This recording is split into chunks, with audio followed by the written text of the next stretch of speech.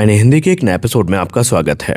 दोस्तों, कल्पना कीजिए कि अगर आने वाले कुछ वर्षों में भारत केवल राफेल के इंजन की सर्विसिंग ही नहीं बल्कि उसका पूरा निर्माण भी अपने ही देश में करने लगे तो कैसा होगा।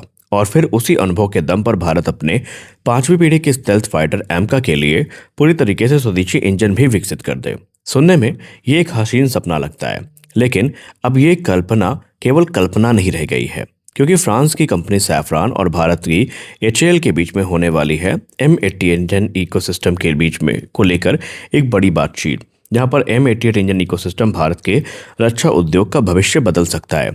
लेकिन सबसे बड़ा सवाल यह है कि क्या भारत को वास्तव में वो तकनीक मिलेगी जिसकी ज़रूरत हमें दशकों से थी।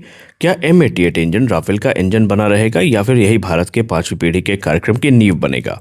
तो आखिर सरकार ने इस बार ऐसा क्या प्लान बनाया है जिससे कावेरी इंजन जैसी चुनौतियों को दोहराने से बचा जा सके, और क्या सैफरान कावेरी इंजन की जिम्मेदारी भी उठा चुका है। आइए आज के इस वीडियो में इन्हीं सारे सवालों का जवाब ढूंढेंगे विस्तार में। देखिए, आज भारत मिसाइल बना सकता है, एयरक्राफ्ट कैरियर बना सकता है, पनडुब्बियों को भी बना सकता है, यहाँ तक कि स्टेल्थ फाइटर एमका भी डिजाइन कर चुका है। लेकिन एक क्षेत्र अभी भी ऐसा है जहां पर पूरी तरीके से आत्मनिर्भरता आनी बाकी है, और वो क्षेत्र है फाइटर जेट इंजन। दुनिया में अमेरिका, ब्रिटेन, फ्रांस, रूस, चीन और कुछ चुनिंदा देश ही हैं जो आधुनिक सैन्य टर्बोफैन इंजन को डिजाइन और विकसित करने की क्षमता रखते हैं। कारण बेहद स्पष्ट है, इंजन किसी फाइटर विमान का सबसे जटिल हिस्सा होता है और यही सबसे अधिक विज्ञान, इंजीनियरिंग और मैन्युफैक्चरिंग का मेल होता है। तो M88 इंजन हमारे लिए एक नई आशा बन के आया है। देखिए, सैफरान का M88 इंजन आज फ्रांस के राफेल लड़ाकू विमानों को शक्ति देता है, लेकिन इसकी ताकत इसकी तकनीक है। इस इंजन में इस्तेमाल होती है उच्च तापमान सहने वाले सुपर एलॉयज, अत्याधुनिक turbine, digital engine control, advance cooling system, बेहद हल्का लेकिन मजबूत डिज़ाइन, और यही तकनीक इसे आधुनिक बनाती है। और इसी कारण पूरी दुनिया में बहुत कम कंपनियां इस स्तर का इंजन बना पाती हैं। अब यहाँ पर भारत केवल लाइसेंस प्रोडक्शन नहीं करेगा। सबसे महत्वपूर्ण बात यह है कि अक्सर लोग सोचते हैं कि विदेशी कंपनी आएगी, भारत में कुछ पार्ट्स जोड़ देगी और इसे मेक इन इंडिया का टैग दे दिया जाएगा। लेकिन इस बार तस्वीर जो है थोड़ी अलग दिखाई देती है। योजना ये है कि भारत में केवल असेंबली नहीं होगी बल्कि पूरा औद्योगिक ढांचा तैयार किया जाएगा। यानी धातु से निकलकर इंजन तैयार करने की पूरी यात्रा भारत में विकसित की जाएगी, और यही इस पूरे कार्यक्रम की सबसे अहम ताकत है। अब इंजन लगने की असली कहानी की बात करें तो एक आधुनिक इंजन बनाने से पहले उसमें हजारों प्रक्रियाओं से उसको गुजारा जाता है। उसके तैयार होने से पहले होती हैं तैयार विशेष धातुएं जो सामान्य स्टील नहीं होता।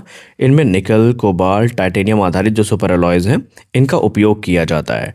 इन धातुओं को इतना मजबूत बनाया जाता है कि वो हज़ारों डिग्री के तापमान में भी अपना आकार न बदलें। और इसके बाद शुरू होता है प्रिसीजन फोर्जिंग, फिर कास्टिंग, फिर मशीनिंग, और उसके बाद कंप्रेसर तैयार होता है, कंबस्टर बनता है और टरबाइन तैयार होती है। हर पार्ट माइक्रोन स्तर की सटीकता से बनाया जाता है। इसीलिए इंजन निर्माण को एरोस्पेस मैन्युफैक्चरिंग का सबसे कठिन क्षेत्र माना जाता है। अब सबसे मुश्किल हिस्सा जो होता है वो होता है हॉट सेक्शन। जी हाँ, इंजन के सबसे महत्वपूर्ण हिस्सों की जब बात होती है तो हम हॉट सेक्शन की बात काफ़ी पहले करते हैं। ये वही स्थान है जहाँ पर ईंधन जलता है। तापमान इतना अधिक होता है कि सामान्य धातु कुछ सेकंड में ही पिघल जाए, लेकिन आधुनिक इंजन फिर भी लगातार काम करते रहते हैं। कैसे? क्योंकि इनके पीछे कई तकनीकें काम करती हैं। पहली, थर्मल बैरियर कोटिंग, धातु के ऊपर सिरेमिक की एक मजबूत परत चढ़ाई जाती है। दूसरी, सिंगल क्रिस्टल टरबाइन ब्लेड, साधारण ब्लेड की जगह एक एकल जो क्रिस्टल संरचना है वो ब्लेड पर बनाए जाते हैं, या जो एकल संरचना वाले ब्लेड हैं वो बनाए जाते हैं। और तीसरी यहाँ पर बात है वो है एडवांस कूलिंग चैनल। ब्लेड के भीतर बेहद छोटे छोटे छिद्र बनाए जाते हैं जिससे ठंडी हवा गुजरती रहती है, और यही कारण है कि इंजन अत्यधिक तापमान पे भी सुरक्षित रहता है। अब इंजन बनने के बाद क्या होता है? कई लोग सोचते हैं कि इंजन तैयार हुआ और सीधे विमान में लगा दिया गया, लेकिन वास्तविक प्रक्रिया इससे अधिक कठिन है।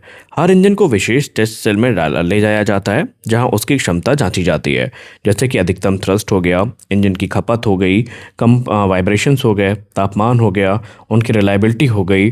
और अगर इंजन किसी एक परीक्षण में भी असफल हो जाए तो उन्हें दोबारा सुधारा जाता है। और यही कारण है कि एक आधुनिक इंजन को विकसित करने में कई वर्षों का समय लग सकता है। तो भारत इस समय 3 चरणों वाली रणनीति पर काम कर रहा है और ये कार्यक्रम 3 चरणों में बांटा जाएगा। पहला चरण होगा मेंटेनेंस, रिपेयर और ओवरहॉल का। यानी इंडियन इंजीनियर्स पहले इंजन को समझेंगे, उसे खोलेंगे, उसे जोड़ेंगे और मरम्मत करेंगे और उनको यहीं से जो शुरुआती अनुभव है वो मिलेगा। सबसे खतरनाक बात यह है कि यहाँ पर छोटी सी मिस्टेक भी एक बड़ा नुकसान करवा सकती है। दूसरा चरण होगा कि धीरे धीरे भारत इस इंजन के महत्वपूर्ण पार्ट्स का निर्माण भी शुरू कर देगा, बल्कि पूरी सप्लाई चेन तैयार होगी, नई कंपनियां आएंगी, नई मशीनें लगेंगी, विशेष इंजीनियर तैयार होंगे और यही वास्तविक आत्मनिर्भरता होगी। तीसरे चरण की बात की जाए तो ये सबसे बड़ा लक्ष्य है।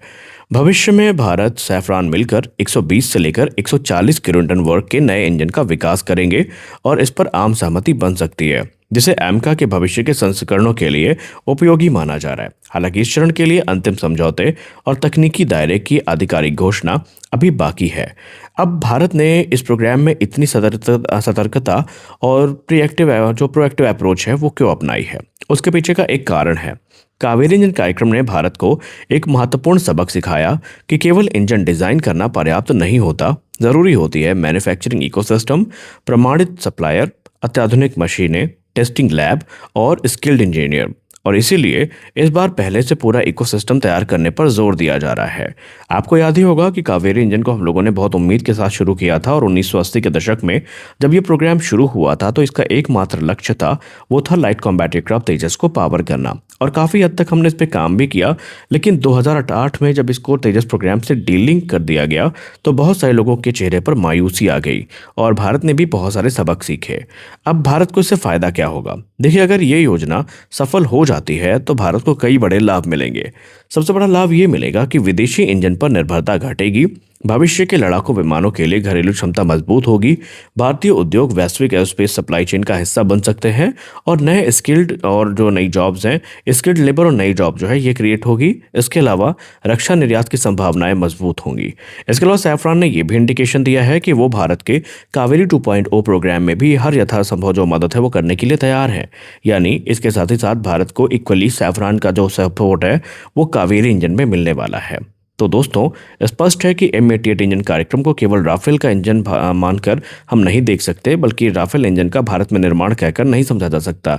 इसकी सबसे बड़ी अहमियत यह है कि ये भारत में पहली बार पूरे जेट इंजन इकोसिस्टम को विकसित करने की दिशा में एक बड़ा कदम दिखाई दे रहा है।